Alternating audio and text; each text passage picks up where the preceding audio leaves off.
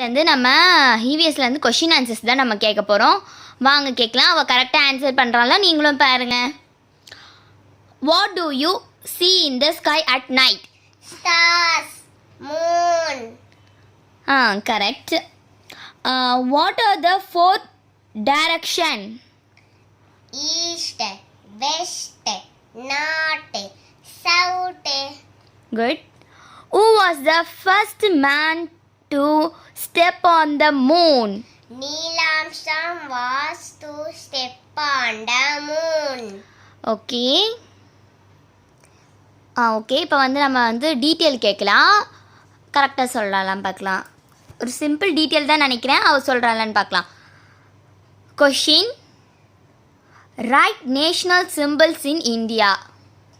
National animal, Bengal tiger. National bird, peacock. National flower, lotus. National fruit, mango. National river, Ganga. National tea, banyan tea. இதில் நீங்கள் ஏதாச்சும் short word வச்சுருக்கீங்களா? A, B, F, F, R, T. இதுக்கு meaning சொல்ல முடியுமா? Yes.